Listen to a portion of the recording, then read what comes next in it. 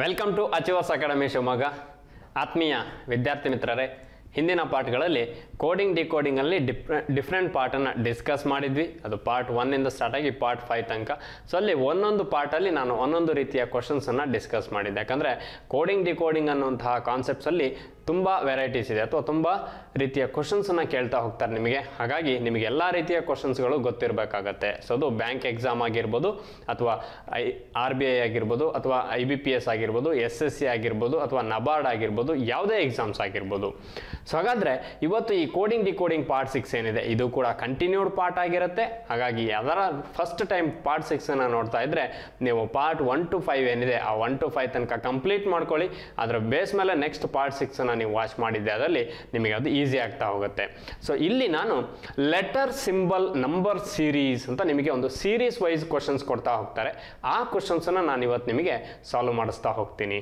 ಹಾಗಾಗಿ ಯಾರಾದರೂ ಫ್ರೆಷರ್ಸ್ ಇದ್ದರೆ ನಾವು ಸಾಲ್ವ್ ಮಾಡೋದನ್ನು ನೋಡ್ತಾ ಹೋಗಿ. ಅದೇ ರೀತಿ ಯಾರಾದರೂ ಆಲ್ರೆಡಿ ನೀವು ಪ್ರಾಕ್ಟೀಸ್ ಮಾಡಿದರೆ ಸೊ ವಿಡಿಯೋನ ಪಾಸ್ ಮಾಡಿ ನೀವು ಸ್ಪೀಡಾಗಿ ಕ್ವಶನ್ಸನ್ನು ಸಾಲ್ವ್ ಮಾಡಲಿಕ್ಕೆ ಟ್ರೈ ಮಾಡಿ. ಸೊ ಅದು ನಿಮಗೆ ಮುಂಬರುವಂತಹ ಯಾವುದೇ ಎಕ್ಸಾಮಿಗೆ ಹೆಲ್ಪ್ಫುಲ್ ಆಗಿರುತ್ತೆ. ಅದು SBI ಕ್ಲರ್ಕ್ ಪ್ರಿಲಿಮ್ಸ್ ಆಗಿರ್ಬೋದು, ಅಥವಾ RRB ನೋಟಿಫಿಕೇಶನ್ ಬಂದಿದೆ, IBPS RRB ನೋಟಿಫಿಕೇಶನ್ಸ್ ಇದೆ. ಆ ನೋಟಿಫಿಕೇಶನ್ಸಿಗೂ ಕೂಡ ನಿಮಗೆ ಅಥವಾ ಅದಕ್ಕೂ ಕೂಡ ಯೂಸ್ಫುಲ್ ಆಗಿರುತ್ತೆ. ಸೊ ಹಾಗಾಗಿ ಯಾರಾದರೂ RRB ನೋಟಿಫಿಕೇಶನ್ಸ್ ನೋಡದೇ ಇರೋರಿದ್ರೆ ಸೊ ನಮ್ಮಲ್ಲೇ RRB ನೋಟಿಫಿಕೇಶನ್ ರಿಲೇಟೆಡ್ ಕ್ಲಾಸ್ ಕೂಡ ನಿಮಗೆ ಎಕ್ಸ್ಪ್ಲೈನ್ ಮಾಡಿದೀವಿ. ಆ ಕ್ಲಾಸ್ ಕೂಡ ನೋಡಿ. ಸೊ ಎಷ್ಟು ಪೋಸ್ಟ್ ಇದೆ ಅಥವಾ ಯಾರು ಎಲಿಜಿಬಲ್ ಇದ್ದೀರಾ, ಸೊ RRB ನೋಟಿಫಿಕೇಶನ್ಗೂ ಕೂಡ ನೀವು ಅಥವಾ RRB ಏನು ನೋಟಿಫಿಕೇಶನ್ ಆಗಿದೆ ಅದಕ್ಕೂ ಕೂಡ ನೀವು ಅಪ್ಲೈ ಮಾಡ್ಬೋದು. ಯಾಕಂದರೆ ಪ್ರೀವಿಯಸ್ ಇಯರ್ ನಿಮಗೆ ನೋಟಿಫಿಕೇಶನಲ್ಲಿ ವೇಕೆನ್ಸೀಸ್ನ 0 ಡಿಸ್ಪ್ಲೇ ಮಾಡಿದರು.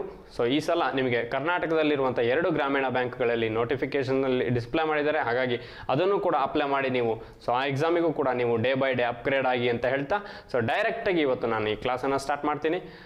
ಸೊ ಇಲ್ಲಿ ನಿಮಗೆ ಡಿಫ್ರೆಂಟ್ ಟೈಪ್ಸ್ ಆಫ್ ಕೋಡಿಂಗ್ ಡಿಕೋಡಿಂಗನ್ನು ನಾನು ಪ್ರೀವಿಯಸ್ ಕ್ಲಾಸಲ್ಲೂ ಕೂಡ ಹೇಳಿದ್ದೆ. ಸೊ ಅದೇ ರೀತಿ ಇಲ್ಲೂ ಕೂಡ ಅದನ್ನು ಮತ್ತೊಮ್ಮೆ ರಿಮೈಂಡ್ ಮಾಡ್ತಾ ಹೋಗ್ತೀನಿ. ಸೊ ತುಂಬ ಡಿಫ್ರೆಂಟ್ ಪ್ಯಾಟರ್ನ್ಸ್ ಬರ್ತಾ ಹೋಗುತ್ತೆ. ಸೊ ಅದರಲ್ಲಿ ಆಲ್ರೆಡಿ ಕೋಡಿಂಗ್ ಆಫ್ ವರ್ಡ್ಸ್ ತನಕ ನಾವು ಸಾಲ್ವ್ ಮಾಡಿದ್ವಿ, ಅಥವಾ ಕೋಡಿಂಗ್ ಸಿಂಬಲ್ ಇಂಡಿವಿಜುವಲ್ ಕೋಡಿಂಗಲ್ಲಿ ಕಂಡೀಷನ್ ಬೇಸ್ಡ್ ಕೋಡಿಂಗ್ ಕ್ವಶನ್ಸ್ನ ಕೂಡ ಪ್ರೀವಿಯಸ್ ಪಾರ್ಟಲ್ಲಿ ಸಾಲ್ವ್ ಮಾಡಿದ್ದೆ. ಸೊ ಇವತ್ತು ನಾನು ಲೆಟರ್ ಸಿಂಬಲ್ ನಂಬರ್ ಸೀರೀಸ್ ಏನಿದೆ ನಿಮಗೆ 7th one ಇದರ ಬೇಸ್ ಮೇಲೆ ಕ್ವಶನ್ಸನ್ನು ಸಾಲ್ವ್ ಮಾಡಿಸ್ತಾ ಹೋಗ್ತೀನಿ. ಯಾಕಂದರೆ ಹೈ ಲೆವೆಲ್ ಎನ್ಕ್ರಿಪ್ಟೆಡ್ ಫಾರ್ಮ್ಯಾಟ್ ಏನಿದೆ ಇದು ನಿಮಗೆ ಮೇನ್ಸ್ ಎಕ್ಸಾಮಲ್ಲಿ ಕೇಳುವಂತಹ ಕ್ವಶನ್ಸ್ ಆಗಿರುತ್ತೆ. ಹಾಗಾಗಿ ಲಾಸ್ಟ್ ಪಾರ್ಟಲ್ಲಿ ನಾನು ಹೈ ಲೆವೆಲ್ ಕ್ವಶನ್ಸನ್ನು ಸಾಲ್ವ್ ಮಾಡಿಸ್ತೀನಿ.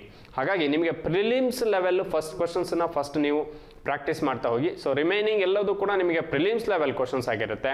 ಈ ಹೈ ಲೆವೆಲ್ ಎನ್ಕ್ರಿಪ್ಟೆಡ್ ಫಾರ್ಮ್ಯಾಟ್ ಏನಿದೆ ಇದು ನಿಮಗೆ ಮೇನ್ಸಲ್ಲಿ ಕೇಳುವಂತಹ ಕ್ವಶನ್ ಆಗಿರುತ್ತೆ. ಹಾಗಾಗಿ ಆಸ್ಪಿರೆಂಟ್ಸಿಗೆ ಗೊತ್ತಿರಬೇಕಾಗತ್ತೆ ಯಾವುದನ್ನು ಮೇನ್ಸಲ್ಲಿ ಕೇಳ್ತಾರೆ ಅಥವಾ ಯಾವುದನ್ನು ಪ್ರಿಲಿಮ್ಸಲ್ಲಿ ಕೇಳ್ತಾರೆ ಅನ್ನೋದು.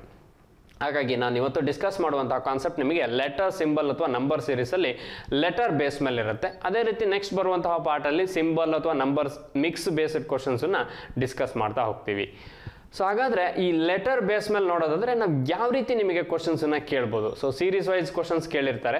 ಸೊ ಆ ಕ್ವಶನ್ಸಲ್ಲಿ ನೀವು ಅವ್ರು ಕೇಳಿರುವಂತಹ ಸೆಟ್ ಆಫ್ ಕ್ವಶನ್ಸ್ ಆಗಿರುತ್ತೆ. ಇದು ಕೂಡ 5 ಕ್ವಶನ್ಸ್ಗೆ ನೀವು ಆನ್ಸರ್ ಮಾಡಬೇಕಾಗುತ್ತೆ.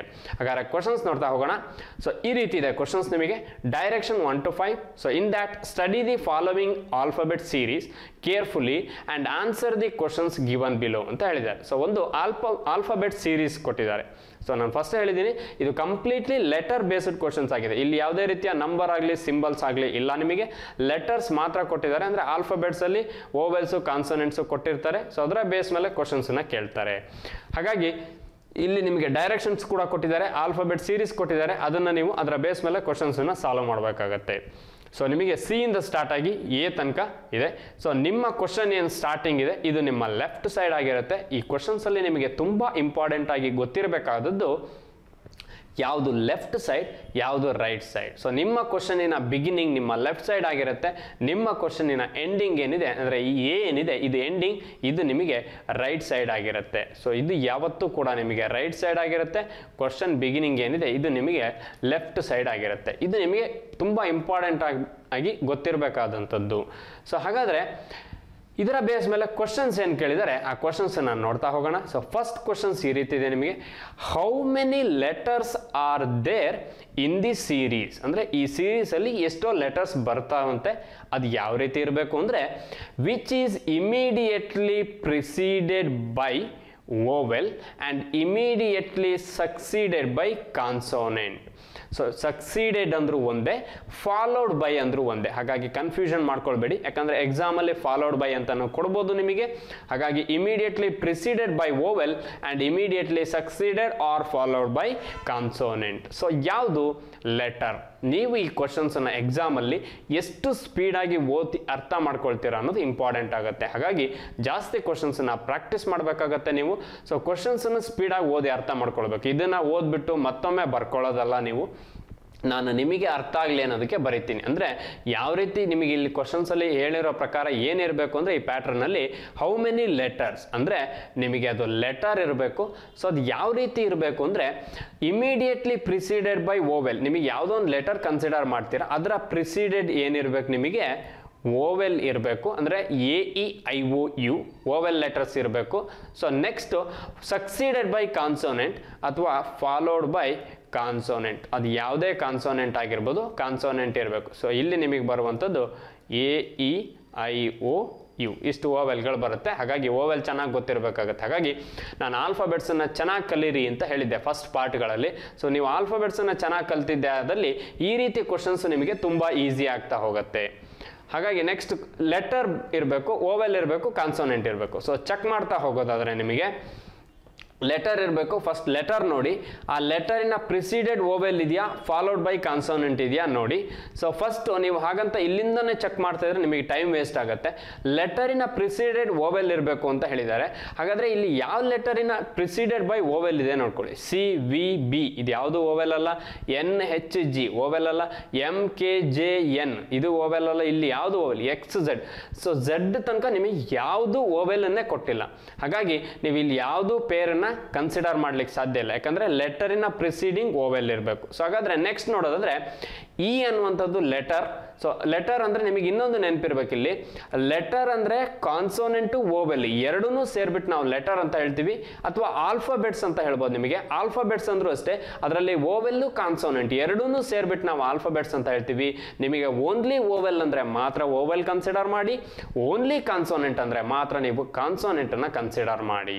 ಸೊ ಇಲ್ಲಿ ಕೇಳಿರುವಂಥದ್ದು ಲೆಟರ್. ನಿಮಗೆ ಎಕ್ಸಾಮಲ್ಲಿ ಲೆಟರ್ ಪ್ಲೇಸಲ್ಲಿ ಹೌ ಮೆನಿ ಆಲ್ಫಾಬೆಟ್ಸ್ ಅಂತ ಕೇಳ್ಬೋದು. ಸೊ ಆಲ್ಫಾಬೆಟ್ಸ್ ಅಂತ ಕೇಳಿದ್ರು ಕೂಡ ನೀವು ಓವೆಲ್ ಮತ್ತು ಕಾನ್ಸೋನೆಂಟ್ ಎರಡೂ ಕನ್ಸಿಡರ್ ಮಾಡಬೇಕಾಗತ್ತೆ.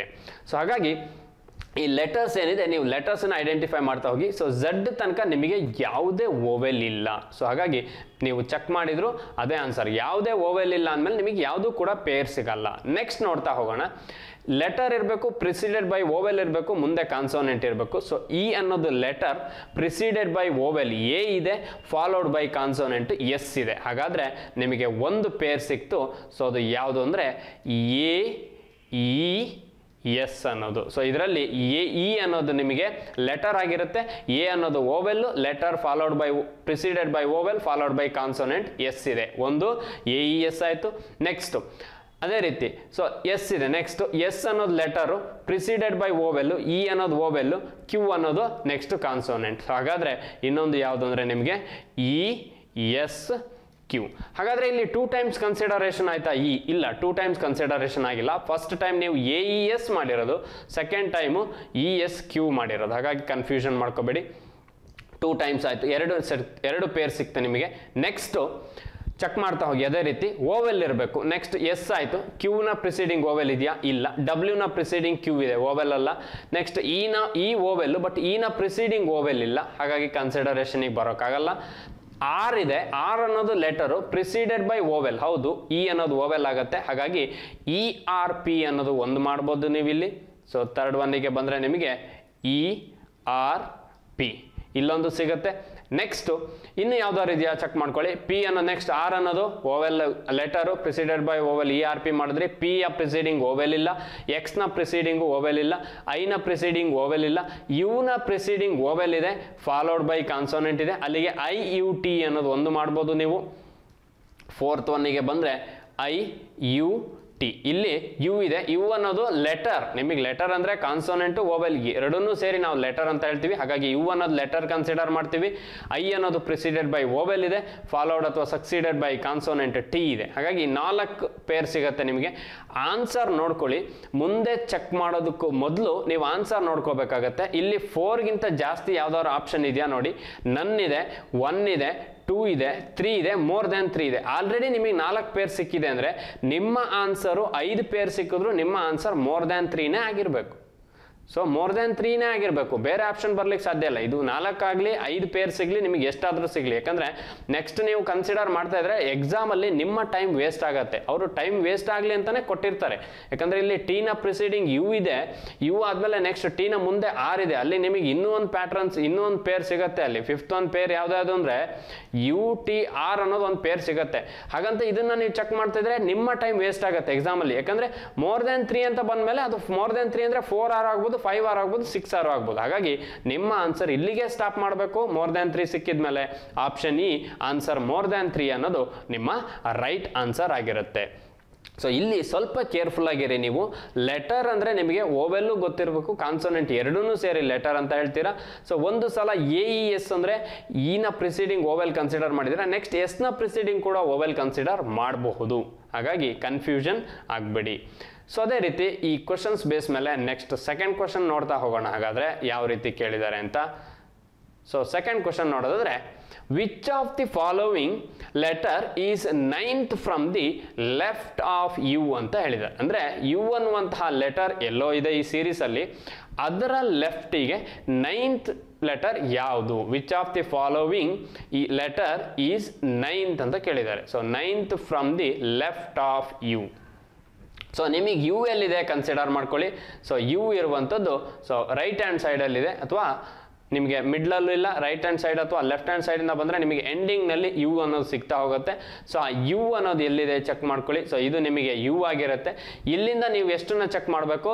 9th from the left of you ಅಂತ ಹೇಳಿದ್ದಾರೆ. So 9th from the left of you. You ಇಲ್ಲಿದೆ, ನೀವು ಆಲ್ರೆಡಿ ಯು ಹತ್ರ ಇದ್ದೀರಾ. ಯುನ ಮುಂದೆ ಹೋದರೆ ರೈಟ್ ಆಗುತ್ತೆ. ಹಾಗಾಗಿ ನೀವು ಯುನ ಲೆಫ್ಟಿಗೆ 9th ಕೇಳಿರೋದ್ರಿಂದ ನೀವು ಪ್ರಿಸೀಡಿಂಗ್ಗೆ ಕನ್ಸಿಡರ್ ಮಾಡಬೇಕು. ಸೊ ಯುನ ಹಿಂದೆ ಬರಬೇಕಾಗತ್ತೆ. ಲೆಫ್ಟ್ ಕೇಳಿರೋದ್ರಿಂದ ರೈಟ್ ಕೇಳಿದರೆ ಮುಂದೆ ಹೋಗಬೇಕಿತ್ತು. ಸೊ ಹಾಗಾದರೆ ಲೆಫ್ಟಿಗೆ ಬಂದರೆ ಸೊ ಏನು ಕೇಳಿದ್ದಾರೆ ಅವರು? 9th from the left of U. ಯುನ ಲೆಫ್ಟಿಗೆ 9th. ಹಾಗಾಗಿ ಯುನ ಕನ್ಸಿಡರ್ ಮಾಡಬೇಡಿ. ಯುವಿಂದ ಲೆಫ್ಟಿಗೆ 9th ಯಾವ್ದು ಬರುತ್ತೆ ಅನ್ನೋದು ಕನ್ಸಿಡರ್ ಮಾಡಬೇಕು. ಹಾಗಾದರೆ ಯಾವ್ದು ಬರುತ್ತೆ ಅಂದರೆ ಐ ಇದೆ. ಸೊ ಅಲ್ಲಿಗೆ 1 2 3 ನಿಮಗೆ ಇಲ್ಲಿ ಕನ್ಸಿಡರ್ ಮಾಡಿದ್ರೆ ಇದು 1 ಆಗುತ್ತೆ, ಇದು 2 ಆಗುತ್ತೆ, ಇದು 3 ಆಗುತ್ತೆ. ನೀವು 3 ಪೇರನ್ನ ಎಕ್ಸಾಂಪಲ್ ಕನ್ಸಿಡರ್ ಮಾಡ್ತಾ ಹೋಗಿ 3 3 6 ಆ ರೀತಿ ಮಾಡ್ತಾ ಹೋಗಿ. ಯಾಕಂದರೆ 9th ಕೇಳಿರೋದವರು 1 2 3 ಆಗುತ್ತೆ. ನೆಕ್ಸ್ಟ್ ಇದು 4 ಆಯಿತು, ಇದು 5 ಆಯಿತು, ಇದು 6 ಆಯಿತು, ಇದು 7 ಆಯಿತು, ಇದು 8 ಆಯಿತು, ಇದು 9 ಆಯಿತು ನಿಮಗೆ. ಸೊ ಹಾಗಾದರೆ 9th ಟರ್ಮ್ ಯಾವ್ದು ಬರುತ್ತೆ ಅಂದರೆ ನಿಮಗೆ ಇ ಅನ್ನೋದು 9th ಟರ್ಮ್ ಆಗುತ್ತೆ ಲೆಫ್ಟ್ ಆಫ್ ಯು ಇಂದ. ಹಾಗಾಗಿ ನಿಮ್ಮ answer option B answer E ಅನ್ನೋದು ನಿಮ್ಮ ರೈಟ್ ಆನ್ಸರ್ ಆಗಿರುತ್ತೆ. ಹಾಗಾಗಿ ನೀವು ಮತ್ತೆ ಎಕ್ಸಾಮಲ್ಲಿ ಯು ಇದೆ ಅಂತ ಯು ಇಂದ ಲೆಫ್ಟ್ 9th 1 2 3 ಅಂತ ಮಾಡಬೇಡಿ. ಸೊ ಇಲ್ಲಿ 3 ಪೇರ್ಸ್ ಅನ್ನು ತಗೊಳ್ಳಿ. ಎಕ್ಸ್ ಐ ಎಕ್ಸ್ ಪಿ ಒಂದು ಸೆಟ್ ಆಯ್ತು 3. ನೆಕ್ಸ್ಟ್ REW ಅಲ್ಲಿಗೆ 6, QSE ಅಲ್ಲಿಗೆ 9. ಸೊ 3 6 9 ಅಲ್ಲಿಗೆ 9th ಟರ್ಮ್ ಯಾವ್ದು ಬರಬೇಕು ಅಂದರೆ, ಅಥವಾ ಲೆಫ್ಟ್ ಆಫ್ 9th ಯಾವ್ದು ಬರಬೇಕು ನಿಮಗೆ? ಇನೇ ಬರಬೇಕು. ಸೊ ಸ್ಪೀಡಾಗಿ ಕ್ಯಾಲ್ಕುಲೇಟ್ ಮಾಡೋದು ಪ್ರಾಕ್ಟೀಸ್ ಮಾಡ್ಕೊಳ್ಳಿ ಎಕ್ಸಾಮಲ್ಲಿ. ಹಾಗಾದರೆ ಇದರ ಬೇಸ್ ಮೇಲೆ ನೆಕ್ಸ್ಟ್ ಥರ್ಡ್ ಕ್ವಶನ್ ನೋಡ್ತಾ ಹೋಗೋಣ. If all the vowels are eliminated from the series. So ಎಲ್ಲ ಓವೆಲ್ಸನ್ನು ನೀವು ಎಲಿಮಿನೇಟ್ ಮಾಡಬೇಕಂತೆ ಈ ಸೀರೀಸಿಂದ. Which of the following letter is 11th from the right. So right ಅಂದರೆ ಹೇಳಿದ್ದೀನಿ ನಾನು, ನಿಮ್ಮ ಕ್ವಶನ್ ಸ್ಟಾರ್ಟಿಂಗ್ ಏನಿದೆ ಇದು ಯಾವತ್ತೂ ಕೂಡ ನಿಮಗೆ ಲೆಫ್ಟ್ ಸೈಡ್ ಆಗಿರುತ್ತೆ. ನಿಮ್ಮ ಕ್ವಶನ್ ಎಂಡಿಂಗ್ ಏನಿದೆ ಇದು ಯಾವತ್ತೂ ಕೂಡ ನಿಮಗೆ ರೈಟ್ ಸೈಡ್ ಆಗಿರುತ್ತೆ. ಇದು ನಿಮಗೆ ಚೆನ್ನಾಗಿ ನೆನಪಿರಬೇಕು. ಲೆಫ್ಟ್ ಸೈಡ್ ಯಾವುದು, ರೈಟ್ ಸೈಡ್ ಯಾವುದು. ಕೇಳಿರುವಂಥದ್ದವರು ಎಲ್ಲ ಓವೆಲ್ಸನ್ನು ಎಲಿಮಿನೇಟ್ ಮಾಡಿ ಅಂದರೆ ಕನ್ಸಿಡರ್ ಮಾಡಬೇಡಿ ಕ್ಯಾಲ್ಕುಲೇಟ್ ಮಾಡಬೇಕಾದ್ರೆ. ಸೊ ಸೀರೀಸಲ್ಲಿ which of the following letter is 11th from the right. So right ಸೈಡಿಂದ 11th ಯಾವುದು? ಸೊ ಕನ್ಸಿಡರೇಷನ್ ಯಾವ ರೀತಿ ಮಾಡಬೇಕು ಅಂದರೆ ಓವೆಲ್ಸನ್ನು ಎಲಿಮಿನೇಟ್ ಮಾಡಬೇಕಂದ್ರೆ ಓವೆಲ್ಸನ್ನು ಕನ್ಸಿಡರ್ ಮಾಡಬಾರ್ದು. ಓವೆಲ್ಸನ್ನು ಬಿಟ್ಟು ಕಾನ್ಸೋನೆಂಟ್ಸನ್ನು ಮಾತ್ರ ಕನ್ಸಿಡರ್ ಮಾಡಬೇಕು. ಸೊ 11th ಟರ್ಮ್ ಅಥವಾ 11th ಎಲಿಮೆಂಟ್ ಯಾವ್ದು ಬರುತ್ತೆ? ಸೊ ಎ ಅನ್ನೋದು ಓವೆಲ್ ಆಗುತ್ತೆ, ಓ ಅನ್ನೋದು ಓವೆಲ್ ಆಗುತ್ತೆ. ಅಲ್ಲಿಗೆ ಎ ಮತ್ತು ಓ ಎರಡೂ ಬಿಡಬೇಕಾಗತ್ತೆ ನೀವು. ಸೊ ನೆಕ್ಸ್ಟ್ ಎಲ್ಲಿಂದ ಕನ್ಸಿಡರ್ ಮಾಡ್ತೀರಾ ಹೋಗ್ತೀರಾ? ಸೊ ಎಲ್ ಅನ್ನೋದು 1 2 3 ಆಗುತ್ತೆ. ನೆಕ್ಸ್ಟ್ ಯು ಅನ್ನೋದು ಅಗೈನ್ ಓವೆಲ್ ಆಯಿತು, ಐ ಅನ್ನೋದು ಓವೆಲ್ ಆಯಿತು. ಇದೆರಡನ್ನು ನೀವು ಕನ್ಸಿಡರ್ ಮಾಡ್ಲಿಕ್ಕೆ ಬರಲ್ಲ, ಓವೆಲ್ಸನ್ನು ಎಲಿಮಿನೇಟ್ ಮಾಡಬೇಕು. ಸೊ ಹಾಗಾದರೆ ಎಕ್ಸ್ ಅನ್ನೋದು ನೆಕ್ಸ್ಟ್ 4 ಆಗುತ್ತೆ, ನೆಕ್ಸ್ಟ್ 5 ಆಗುತ್ತೆ, ನೆಕ್ಸ್ಟ್ 6 ಆಗುತ್ತೆ. ನೆಕ್ಸ್ಟ್ ಇಲ್ಲಿ ಇ ಇದೆ, ಇ ಅನ್ನೋದು ಓವೆಲ್ ಆಯಿತು, ಅದನ್ನು ಕನ್ಸಿಡರ್ ಮಾಡಬೇಡಿ. ಸೊ 6 ಆದಮೇಲೆ ನೆಕ್ಸ್ಟ್ ಡಬ್ಲ್ಯೂ 7 ಆಗುತ್ತೆ, 8 ಆಗುತ್ತೆ, ನೆಕ್ಸ್ಟ್ 9 ಆಗುತ್ತೆ. ನೆಕ್ಸ್ಟ್ ಮತ್ತೆ ಇ ಆ್ಯಂಡ್ ಎನ ಕನ್ಸಿಡರ್ ಮಾಡಬೇಡಿ, ಇ ಆ್ಯಂಡ್ ಎ ಓವೆಲ್ ಆಗುತ್ತೆ. ಸೊ ಎಸ್ ಅನ್ನೋದು 9 ಆಯಿತು ಅಂದರೆ ನೆಕ್ಸ್ಟ್ ಝೆಡ್ ಅನ್ನೋದು 10. ಹಾಗಾದರೆ 11th ಟರ್ಮ್ ರೈಟ್ ಸೈಡಿಂದ ಯಾವುದಾಗಿರಬೇಕು ಅಂದರೆ ನಿಮಗೆ ಎಕ್ಸೇ ಆಗಿರಬೇಕು. ಸೊ ಹಾಗಾದರೆ ಎಕ್ಸ್ ಅನ್ನೋದು ಏನಾಗಿರುತ್ತೆ ನಿಮಗೆ ಆಪ್ಷನ್ ಸಿ ಆನ್ಸರ್ ಎಕ್ಸ್ ಅನ್ನೋದು ರೈಟ್ ಸೈಡಿಂದ 11th ಎಲಿಮೆಂಟ್ ಆಗಿರುತ್ತೆ, ಓವೆಲ್ಸನ್ನು ಎಲಿಮಿನೇಟ್ ಮಾಡಿ ನೀವು ಕ್ಯಾಲ್ಕುಲೇಟ್ ಮಾಡಿದಾಗ. ಸೊ ಈ ರೀತಿ ನೀವು ಸ್ಪೀಡಾಗಿ ಕ್ಯಾಲ್ಕುಲೇಟ್ ಮಾಡ್ತಾ ಹೋಗಬೇಕಾಗತ್ತೆ ಎಕ್ಸಾಮಲ್ಲಿ. ಯಾಕಂದರೆ ಈ ರೀತಿ ಕ್ವಶನ್ಸನ್ನು ಅಥವಾ ಏನು 5 ಕ್ವಶನ್ಸ್ ಇದೆ ಸೆಟ್ ಆಫ್ ಕ್ವಶನ್ಸು ನೀವು ವಿತಿನ್ 2 ಮಿನಿಟ್ಸಲ್ಲಿ ಸಾಲ್ವ್ ಮಾಡಬೇಕಾಗತ್ತೆ. ಸೊ ಅದೇ ರೀತಿ ಇದರ ಬೇಸ್ ಮೇಲೆ 4th ಕ್ವಶನ್ ನೋಡ್ತಾ ಹೋಗೋಣ. ಸೊ ಇಲ್ಲಿ ನಿಮಗೆ how many letters are there in the series ಅಂತ ಕೇಳಿದ್ದಾರೆ. ಸೊ ಎಷ್ಟು ಲೆಟರ್ಸ್ ಇದೆ, ಅದು ಯಾವ ರೀತಿ ಇರಬೇಕು ಅಂದರೆ which is immediately preceded by vowel. So preceded by vowel ಆಗಿರಬೇಕು. And immediately succeeded by letter ಅಂದರೆ ಇಮಿಡಿಯೇಟ್ಲಿ ಫಾಲೋಡ್ ಬೈ ಲೆಟರ್ ಅಥವಾ ಫಾಲೋಡ್ ಬೈ ನಿಮಗೆ ಆಲ್ಫಾಬೆಟ್ಸ್ ಆಗಿರಬೇಕು. ಸೊ ಅದು ಓವೆಲ್ಸ್ ಆರು ಇರ್ಬೋದು, ಕಾನ್ಸನೆಂಟ್ಸ್ ಆರು ಇರ್ಬೋದು. ಅವ್ರು ಹೇಳಿರುವಂಥದ್ದು just letter. Which comes before K in the English alphabet series. So ಇದು ನಿಮಗೆ ತುಂಬ ಇಂಪಾರ್ಟೆಂಟ್. ಯಾಕಂದರೆ ಅವ್ರು ಇಷ್ಟೇ ಹೇಳಿಲ್ಲ ಲೆಟರ್ ಅಂತ, ಅದ್ರ ಜೊತೆಗೆ ಇನ್ನೊಂದೇನೋ ಕಂಡೀಷನ್ ಹೇಳಿದ್ದಾರೆ. ಹಾಗಾದರೆ ನಿಮಗೆ ಆ ಬರುವಂತಹ ಏನು ಲೆಟರ್ ಇದೆ, ಸೊ ಅದು ಯಾವ ರೀತಿ ಇರಬೇಕು ಅಂದರೆ ಲೆಟರ್ ಆಗಿರಬೇಕು, ಪ್ರಿಸೀಡೆಡ್ ಬೈ ಓವೆಲ್ ಆಗಿರಬೇಕು, ಫಾಲೋಡ್ ಬೈ ಲೆಟರ್ ಆಗಿರಬೇಕು. ಸೊ ಇದು ಅವ್ರು ಹೇಳಿರುವಂಥ condition. How many letters are there in the series which is immediately preceded by vowel. Letter preceded by vowel ಆಗಿರಬೇಕು, ಇಮಿಡಿಯೇಟ್ಲಿ ಸಕ್ಸೀಡೆಡ್ ಬೈ ಲೆಟರ್ ಅಥವಾ followed by consonant. Letter ಅಂದ್ರೂ ಒಂದೇ ಅಥವಾ alphabets ಅಂದ್ರೂ ಒಂದೇ. ಸೊ ಫಾಲೋಡ್ ಬೈ ಲೆಟರ್ ಕೊಟ್ಟಿರುವಂಥದ್ದು, consonant ಕೊಟ್ಟಿಲ್ಲ.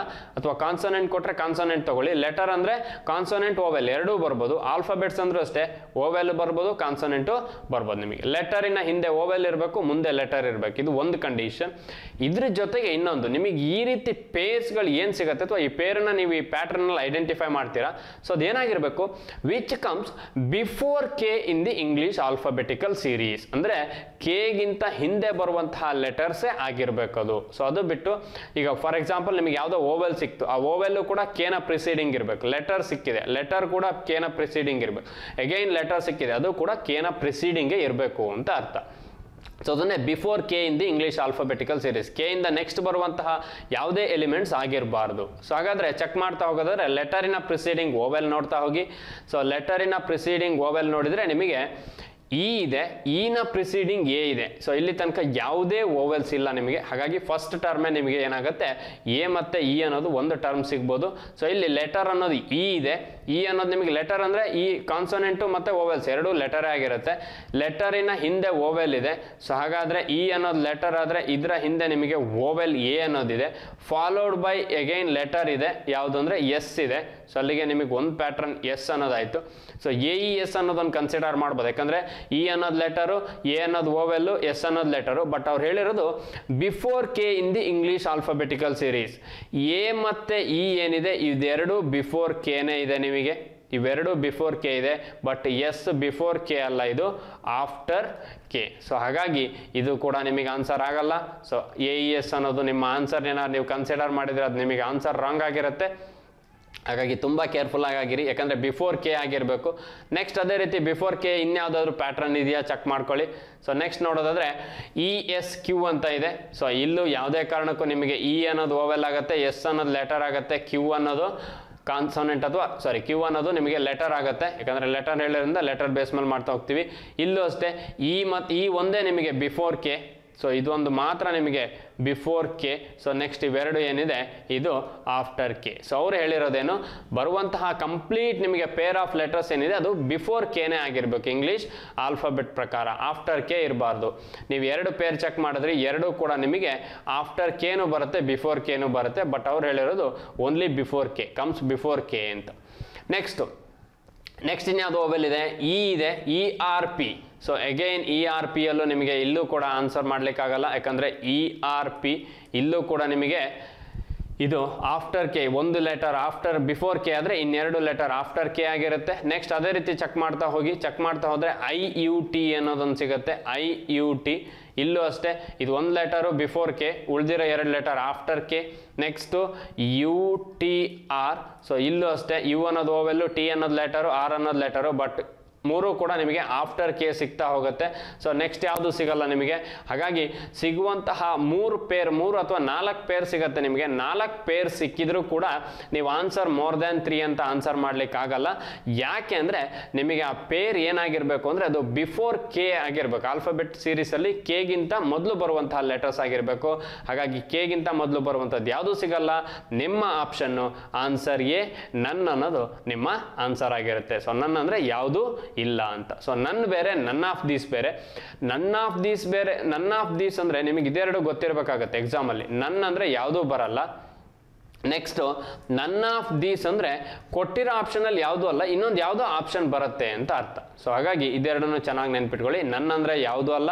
ಅದೇ ರೀತಿ ನನ್ ಆಫ್ ದೀಸಿಗೆ ಬಂದರೆ ನಿಮಗೆ ಅವ್ರು ಕೊಟ್ಟಿರುವಂಥ ಆಪ್ಷನ್ ಬಿಟ್ಟು ಬೇರೆ ಏನೋ ಆನ್ಸರ್ ಬರುತ್ತೆ ಅಥವಾ ಬೇರೆ ಯಾವುದೋ ಒಂದು ಆಪ್ಷನ್ ಬರುತ್ತೆ ಅನ್ನೋದು ಗೊತ್ತಿರಬೇಕು. ಸೊ ಇದೇ ರೀತಿ ನೆಕ್ಸ್ಟು ಸೆಟ್ ಆಫ್ ಕ್ವಶನ್ಸ್ ಆಗಿರೋದ್ರಿಂದ 5th ಕ್ವಶನ್ ನೋಡ್ತಾ ಹೋಗೋಣ. ಲಾಸ್ಟ್ ಕ್ವಶನ್ಸ್ ಆಗಿರುತ್ತೆ ನಿಮಗೆ 5th ಕ್ವಶನ್ನು. ಸೊ ಒಂದು ಸೆಟ್ಟಲ್ಲಿ 5 ಕ್ವಶನ್ಸನ್ನು ಕೇಳ್ತಾರೆ ನಿಮಗೆ 5 ಮಾರ್ಕ್ಸಿಗೆ. Which of the following is the element which is 5th to the left of 14th element from the right end? So ಈ ರೀತಿ ಕ್ವಶನ್ಗಳು ತುಂಬ ಇಂಪಾರ್ಟೆಂಟ್. ನಿಮಗೆ ಕನ್ಫ್ಯೂಷನ್ ಮಾಡ್ಕೋಬೇಡಿ. ಅವ್ರಿಗೆ ಏನು ಕೇಳಿದ್ದಾರೆ ಅದನ್ನು ಕರೆಕ್ಟಾಗಿ ಅಬ್ಸರ್ವ್ ಮಾಡಿ. Which of the following element which is 5th to the left. So ಯಾವುದೋ ಒಂದು ಎಲಿಮೆಂಟ್ ಇದೆ ಅದರ 5th to the ಲೆಫ್ಟಿಂದ 5th ಆಗಿರಬೇಕು. Next 5th to the left of 14th element from the right hand. So ನೀವು ಲಾಸ್ಟಿಂದ ಬರಬೇಕಾಗತ್ತೆ ಈ ರೀತಿ ಕ್ವಶನಲ್ಲಿ 14th from the right hand. So right ಹ್ಯಾಂಡಿಂದ 14th ಎಲಿಮೆಂಟ್ ಕ್ಯಾಲ್ಕುಲೇಟ್ ಮಾಡ್ತೀರಾ ನೀವು. ಸೊ 14th ಎಲಿಮೆಂಟ್ ಯಾವುದೋ ಸಿಗುತ್ತೆ. ನೆಕ್ಸ್ಟು ಅದರ ಲೆಫ್ಟಿಗೆ 5th ಎಲಿಮೆಂಟ್ ಅಂತೆ. ನೀವು ರೈಟ್ ಸೈಡಿಂದ ಬರ್ತಾ ಇದ್ದೀರಾ, ಯಾವುದೋ ಎಲಿಮೆಂಟ್ ಸಿಕ್ಕಿದೆ ನಿಮಗೆ 14th ಅಂದರೆ ಲೆಫ್ಟ್ ಅಂದರೆ ಮತ್ತೆ ಮುಂದೆನೇ ಮೂವ್ ಆಗಬೇಕು ನೀವು. ಹಾಗಾಗಿ ಇದಕ್ಕೆ 5 ಆ್ಯಡ್ ಮಾಡಬೇಕಾಗುತ್ತೆ. 14 + 5 19 ಆಗುತ್ತೆ. ನೀವು ಕ್ಯಾಲ್ಕುಲೇಟ್ ಮಾಡಬೇಕಾಗಿರೋದು 19th ಎಲಿಮೆಂಟ್ ಯಾವುದು ಅಂತ. ಯಾಕಂದರೆ ರೈಟ್ ಸೈಡಿಂದ 14th ಎಲಿಮೆಂಟಿಗೆ ಬಂದಿದ್ದೀರಾ. 14th ಎಲಿಮೆಂಟಿಗೆ ಬಂದಾಗ ನೀವು ನೆಕ್ಸ್ಟು ಲೆಫ್ಟಿಗೆ 5th ಎಲಿಮೆಂಟ್ ಅಂತ ಹೇಳಿರೋದು. ಹಾಗಾಗಿ ಲೆಫ್ಟಿಗೆ ಅಂದರೆ ನೀವು ನೆಕ್ಸ್ಟ್ ಮುಂದೆನೇ ಮೂವ್ ಆಗಬೇಕಾಗತ್ತೆ ರೈಟ್ ಸೈಡಿಂದ ಬರಬೇಕಾದ್ರೆ. ಹಾಗಾಗಿ ಅದನ್ನು ಆ್ಯಡ್ ಮಾಡ್ಕೊಳ್ಳಿ. 19th ಎಲಿಮೆಂಟ್ ಯಾವುದು ಅಂತ ಕ್ಯಾಲ್ಕುಲೇಟ್ ಮಾಡಿ ರೈಟ್ ಸೈಡಿಂದ.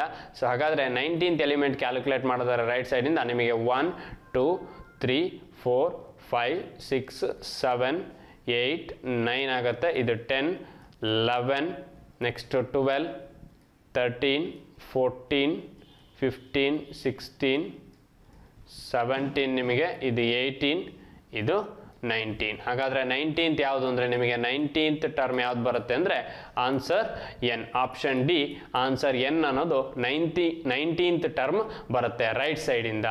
ಬಟ್ ಅವರು ರೈಟ್ ಸೈಡಿಂದ 19th ಟರ್ಮ್ ಅಂತ ಕೇಳಿರಲ್ಲ. Instead of that 14th element from the right ಅದರ ಲೆಫ್ಟಿಗೆ ನಿಮಗೆ 5th ಎಲಿಮೆಂಟ್ ಅಂತ ಕೇಳಿರ್ತಾರೆ. ಹಾಗಾದರೆ 14th element from the right ನಿಮಗೆ ಯಾವ್ದು ಬಂತು? ಎಸ್ ಬಂತು. ಇಲ್ಲಿ ನೀವು ಆಲ್ರೆಡಿ ಇಲ್ಲಿದ್ದೀರಾ ಎಸ್ ಅಲ್ಲಿ. ಲೆಫ್ಟ್ ಅಂದರೆ ಮತ್ತೆ ಯಾವ ಕಡೆ ಹೋಗಬೇಕು? ಸೊ ಮುಂದೆನೇ ಮೂವ್ ಆಗಬೇಕು. ಹಾಗಾದ್ರೆ ಇಲ್ಲಿಂದ ಮುಂದೆ ಮೂವ್ ಆಗ್ತಿದ್ದೀರಾ ಅಂದರೆ ನೀವು ಬರ್ತಾ ಇರೋದು ರೈಟ್ ಸೈಡಿಂದ.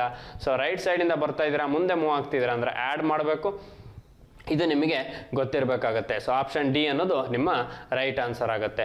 ಸೊ ಈ ರೀತಿ ಕ್ವಶನ್ಸ್ಗಳು ಕೇಳಿದಾಗ ನಿಮಗೆ ಒಂದು ನೆನಪಿರಬೇಕಾಗತ್ತೆ. ಆಸ್ಪಿರೆಂಟ್ಸ್ ಚೆನ್ನಾಗಿ ನೆನ್ಪಿಟ್ಕೊಳ್ಳಿ, ಡೈರೆಕ್ಷನ್ ನೋಡ್ಕೊಳ್ಳಿ. ಇಲ್ಲಿ ಫಸ್ಟಿಗೆ ಲೆಫ್ಟ್ ಅಂತ ಹೇಳಿದ್ದಾರೆ, 5th to the left and 14th element from the right. ಅಂದರೆ ಫಸ್ಟ್ ನಿಮಗೆ ಲೆಫ್ಟ್ ಹೇಳಿದ್ದಾರೆ. ಸೊ ಫಸ್ಟ್ ಲೆಫ್ಟ್ ಹೇಳಿದ್ದಾರೆ, ಆಮೇಲೆ ರೈಟ್ ಹೇಳಿದ್ದಾರೆ. ಸೊ ಲೆಫ್ಟ್ ಮತ್ತು ರೈಟ್ ಅನ್ನೋದು ಯಾವತ್ತೂ ಕೂಡ ಆಪೋಸಿಟ್ ಆಗಿರುತ್ತೆ. ಸೊ ಸೇಮ್ ಡೈರೆಕ್ಷನ್ಗಳಲ್ಲ, ಆಪೋಸಿಟ್ ಡೈರೆಕ್ಷನ್ ಆಗಿರುತ್ತೆ. ಸೊ ನಿಮಗೆ ಕ್ವಶನ್ ಎಕ್ಸಾಮಲ್ಲಿ ಯಾವ ರೀತಿ ಕೇಳ್ತಾರೆ ಅನ್ನೋದು ಹೇಳೋಕ್ಕಾಗಲ್ಲ. ಹಾಗಾಗಿ ನೆನಪಿರಲಿ, ಆಪೋಸಿಟ್ ಡೈರೆಕ್ಷನ್ ಕೇಳಿದರೆ ಆ್ಯಡ್ ಮಾಡ್ಕೊಳ್ಳಿ. ಅಂದರೆ ಲೆಫ್ಟ್ ಮತ್ತು ರೈಟ್ ಕೇಳಿದರೆ ಆ್ಯಡ್ ಮಾಡ್ಕೊಳ್ಳಿ. ಅಥವಾ ನಿಮಗೆ ಕ್ವಶನಲ್ಲಿ ಫಸ್ಟಿಗೆ ರೈಟ್ ಹೇಳಿ ನೆಕ್ಸ್ಟ್ ಕೂಡ ಲೆಫ್ಟ್ ಹೇಳ್ಬೋದು. ಸೊ ಇದು ಕೂಡ ಆಪೋಸಿಟೇ, ರೈಟ್ ಆ್ಯಂಡ್ ಲೆಫ್ಟ್ ಆಪೋಸಿಟೇ, ಆ್ಯಡ್ ಮಾಡ್ಕೊಳ್ಳಿ. ಆಪೋಸಿಟ್ ಡೈರೆಕ್ಷನ್ ಕೇಳಿದರೆ ಆ್ಯಡ್ ಮಾಡ್ಕೊಳ್ಳಿ. ಸೊ ಇಲ್ಲಿ ಯಾವ ರೀತಿ 14 + 5 19 ಮಾಡಿದ್ರು ಆ ರೀತಿ ಆ್ಯಡ್ ಮಾಡ್ಕೊಳ್ಳಿ. ಸೇಮ್ ಡೈರೆಕ್ಷನ್ ಅಂದರೆ ಎರಡೂ ಲೆಫ್ಟ್ ಡೈರೆಕ್ಷನ್ ಕೇಳಿದರೆ ಮೈನಸ್ ಮಾಡಿರಿ. ಅಥವಾ ಎರಡು ರೈಟ್ ಡೈರೆಕ್ಷನ್ ಕೇಳಿದ್ರು ಕೂಡ ನೀವು ಆ ಡಿಫ್ರೆನ್ಸ್ ಮಾಡ್ತಾ ಹೋಗಿ. ಎರಡು ಸೇಮ್ ಡೈರೆಕ್ಷನ್ ಆದರೆ ಮೈನಸ್ ಮಾಡ್ಕೊಳ್ಳಿ, ಎರಡು ಅಪೋಸಿಟ್ ಡೈರೆಕ್ಷನ್ ಆದರೆ ಆ್ಯಡ್ ಮಾಡ್ಕೊಳ್ಳಿ. ಸೊ ಮೈನಸ್ ಯಾವ ರೀತಿ ಅಂದರೆ, for example 5th to the left of 14th element from the left hand ಅಂತ ಕೇಳಿದ್ರೆ 14 ಅಲ್ಲಿ 5 ನ ಮೈನಸ್ ಮಾಡಬೇಕಿತ್ತು ನೀವು. ಸೊ 9th ಎಲಿಮೆಂಟ್ ಯಾವುದು ಅಂತ ಕ್ಯಾಲ್ಕುಲೇಟ್ ಮಾಡ್ತಾ ಇದ್ರಿ. ಎರಡು ಸೇಮ್ ಡೈರೆಕ್ಷನ್ ಕೇಳಿದಾಗ. ಸೊ ಇಲ್ಲಿ ಬೇರೆ ಬೇರೆ ಡೈರೆಕ್ಷನ್ ಕೇಳಿರೋದ್ರಿಂದ ಅಪೋಸಿಟ್ ಡೈರೆಕ್ಷನ್ ಕೇಳಿರೋದ್ರಿಂದ ಆ್ಯಡ್ ಮಾಡಿ ಸಾಲ್ವ್ ಮಾಡಿದ್ದೀರಾ. ಸೊ ಹಾಗಾಗಿ ಇದು ನಿಮ್ಗೆ ನೆನಪಿರಬೇಕಾಗತ್ತೆ. ಸೇಮ್ ಡೈರೆಕ್ಷನ್ ಆದರೆ ಮೈನಸ್ ಮಾಡಿ, ಅಪೋಸಿಟ್ ಡೈರೆಕ್ಷನ್ ಆದರೆ ಆ್ಯಡ್ ಮಾಡ್ಕೊಳ್ಳಿ. ಸೊ ಈ ರೀತಿ ಕ್ವಶನ್ಸನ್ನು ನಿಮಗೆ ಪ್ರಿಲಿಮ್ಸ್ ಎಕ್ಸಾಮ್ಗಳಲ್ಲಿ ಕೇಳ್ತಾರೆ. ಹಾಗಾಗಿ ಪ್ರಿಲಿಮ್ಸ್ ಎಕ್ಸಾಮಿಗೆ ಹೋಗಬೇಕಾದ್ರೆ ನಿಮಗೆ ಯಾವ ಟೈಪ್ ಆಫ್ ಕ್ವಶನ್ಸ್ ಅನ್ನ ಕೋಡಿಂಗ್ ಡಿಕೋಡಿಂಗ್ ಅಲ್ಲಿ ಕೇಳ್ತಾರೆ ಅನ್ನೋದು ಇಂಪಾರ್ಟೆಂಟ್ ಆಗಿ ಗೊತ್ತಿರಬೇಕಾಗತ್ತೆ. ಸೊ ಇದು one of the most important pattern ನಾವು ಪ್ರಿಲಿಮ್ಸ್ ಅಲ್ಲಿ ಎಕ್ಸ್ಪೆಕ್ಟ್ ಮಾಡುವಂಥದ್ದು. ಹಾಗಾದ್ರೆ ಅದೇ ರೀತಿ ನಮ್ಮದೇ ಆದಂತಹ ಅಚೀವರ್ಸ್ ಕ್ಲಬ್ ಅನ್ನುವಂತಹ ಟೆಲಿಗ್ರಾಮ್ ಚಾನಲ್ ಇದೆ. ಸೊ ಅದಕ್ಕೂ ಕೂಡ ನೀವು ಜಾಯ್ನ್ ಆಗ್ಬೋದು. ಸೊ ಬೇಕಾದಷ್ಟು ನಿಮಗೆ ಮೆಟೀರಿಯಲ್ ಸಿಗುತ್ತೆ ಅಲ್ಲಿ. ನ್ಯೂಸ್ ಪೇಪರ್ಸ್ ಆಗಿರ್ಬೋದು, ಸ್ಟಡಿ ಮೆಟೀರಿಯಲ್ಸ್ ಆಗಿರ್ಬೋದು, ಓಲ್ಡ್ ಕ್ವಶನ್ ಪೇಪರ್ಸ್ ಆಗಿರ್ಬೋದು, ಈ ಎಲ್ಲ ಮೆಟೀರಿಯಲ್ಸನ್ನ ನೀವು ಯೂಸ್ ಮಾಡ್ಕೊಳ್ಳಿ. ಸೊ ಅದೇ ರೀತಿ ನಮ್ಮದೇ ಆದಂತಹ ವಾಟ್ಸಪ್ ಗ್ರೂಪ್ ಇರುತ್ತೆ, ಯೂಟ್ಯೂಬ್ ಚಾನಲ್ ಆಗಿರ್ಬೋದು, ಟೆಲಿಗ್ರಾಮ್ ಗ್ರೂಪ್ಗಳಾಗಿರ್ಬೋದು. ಸೊ ಇಲ್ಲೂ ಕೂಡ ಮೆಟೀರಿಯಲ್ ಸಿಗುತ್ತೆ. ಸೊ ಅದನ್ನು ಕೂಡ ನೀವು ಯೂಸ್ ಮಾಡ್ಕೊಳ್ಬೋದು. ಸೊ ಅದೇ ರೀತಿ ಕೋಡಿಂಗ್ ಡಿಕೋಡಿಂಗಲ್ಲಿ ಇರುವಂತಹ ಇನ್ನು ರಿಮೈನಿಂಗ್ ಪ್ಯಾಟರ್ನ್ಸನ್ನು ನಾನು ಮುಂಬರುವಂತಹ ಕ್ಲಾಸ್ಗಳಲ್ಲಿ ಡಿಸ್ಕಸ್ ಮಾಡ್ತಾ ಹೋಗ್ತೀನಿ. ಸೊ ಒಂದು ಕ್ಲಾಸಲ್ಲಿ ಒಂದೊಂದು ಕಾನ್ಸೆಪ್ಟ್ಸನ್ನು ನಿಮಗೆ ಪ್ರೆಸೆಂಟ್ ಮಾಡ್ತಾ ಹೋಗ್ತೀನಿ. ಸೊ ಅದೇ ರೀತಿ ಯಾರೆಲ್ಲ ನೀವು SBI ಕ್ಲರ್ಕ್ ಪ್ರಿಲಿಮ್ಸಿಗಾಗಿರ್ಬೋದು ಅಥವಾ ಮುಂಬರುವಂತಹ RRB ನೋಟಿಫಿಕೇಶನ್ಸ್ ಏನಿದೆ ಸೊ ಅದಕ್ಕೂ ಕೂಡ ಅಪ್ಲೈ ಮಾಡಿ. ಅದೇ ರೀತಿ RRBಗೆ ಯಾರೆಲ್ಲ ಪ್ರಿಪೇರ್ ಆಗ್ತೀರಾ ಸೊ ಎಲ್ಲರಿಗೂ ಕೂಡ wish you all the best. So ಎಲ್ಲರಿಗೂ ಒಳ್ಳೆಯದಾಗಲಿ ಅಂತ ಹೇಳ್ತಾ ನಾನು ಇವತ್ತು ಕ್ಲಾಸನ್ನು ಕಂಪ್ಲೀಟ್ ಮಾಡ್ತಾ ಇದ್ದೀನಿ. Thank you for watching. Thank you.